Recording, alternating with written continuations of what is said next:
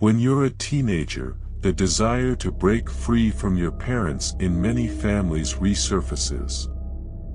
The taste of independence can bring regret to many young people. Claire, a girl with this desire, who had been fed up with her parents telling her how to live her own life for some time, wanted to save up some money to move to the state of California. Frustrated, she didn't get along with a manager at a diner where she worked for a week and was fired from a restaurant after arguing with a customer.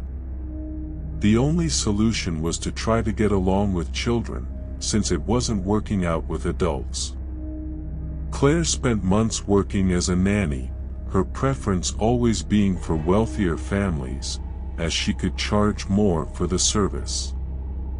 She was able to work a lot more at the beginning of the summer vacation, as she had more time to spare during that period.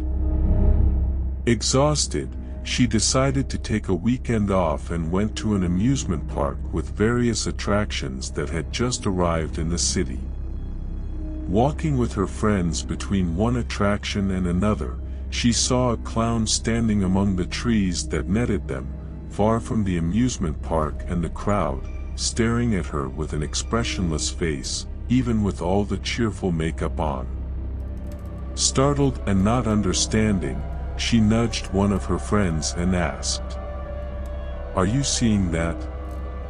She replied, "That what?" Showing that there was nothing in the place Claire had pointed to. Claire thought she was crazy for having worked too hard over the last few days, until, getting into another of her friend's mother's car to go home, she saw the same clown once again, but closer to where she was, and no one else had seen it apart from her.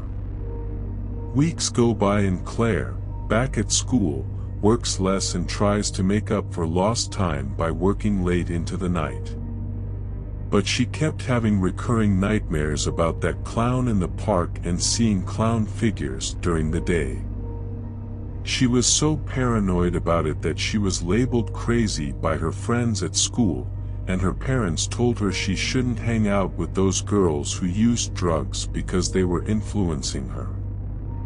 With no one to share what she was going through, Claire decided to focus even more on her goal of trying to forget it all.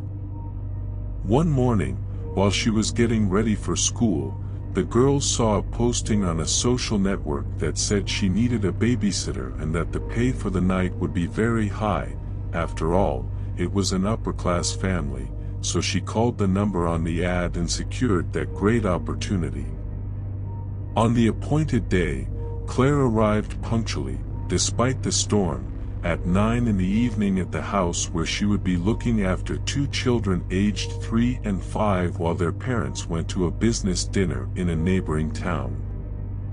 After giving the girl her explanations and procedures, the couple left the house, leaving Claire with the children who had already gone to bed, which prevented her from getting to know the children or their room. Some time later, she heard the children crying upstairs where the bedrooms were and went to see what it was. When she got there, she found the two girls crying and very frightened. "What's wrong?" asked Claire.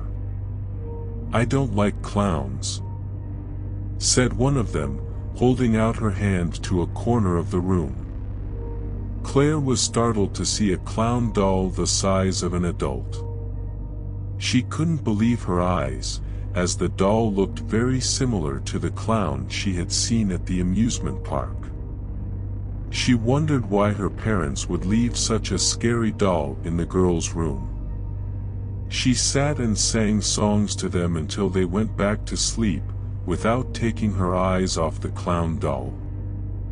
After that, she went back to the second floor of the house and watched television. Minutes later, a bang accompanied by the girl's cries startled the girl once again. She ran into the girl's room and they were crying in the same way as before. "You have to go back to sleep. Are you still scared of the clown?" Claire asked the girls. "He popped a balloon to scare us." said one of them. Claire looked down at the ground and saw the popped balloon. A cold feeling in her stomach made her worry at that moment. She looked at the clown again and thought he was in a different position from the first time she saw him. She also got scared and told the girls that she would ask their parents to come home. Claire then left them in the bedroom and went downstairs, picking up the phone that was on the wall but was dead because of the heavy rain. Then she went to her handbag, took out her cell phone and dialed the number left by the children's parents. "Hi, this is Claire. I'm calling because the girls are really scared. I was wondering if I could take down or cover up that giant clown doll in their room," Claire asked, terrified. "We don't have any clown dolls at home," said the girl's mother. Claire froze in fear when she heard this, and only then did she realize that she could no longer hear the children crying, and she ran down the stairs more than fast towards their room. Her racing heart and dry mouth made it clear how terrified she felt at that moment. Every step on the stairs seemed to go on for miles, as she wanted to get the children out. The only thing the children's mother heard was a scream and her cell phone falling to the ground. The couple got into the car in despair and drove home immediately. When they arrived, all the lights were off and it was deathly quiet, so they turned on their cell phones and started calling for the girls and Claire as they ran to the bedroom. Unsuccessfully, they searched all the other rooms and found nothing. They returned downstairs to the dining room and found the two children and the nanny lying dead at the table. They all had their faces painted as clowns and a helium balloon tied to their arms.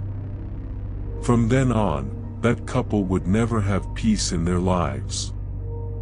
Why did that clown murder those girls? No one really knows why. The only thing that is known is that wherever that amusement park goes, the clown goes with it, and the inhabitants of the town visited always decrease. See you in the next video.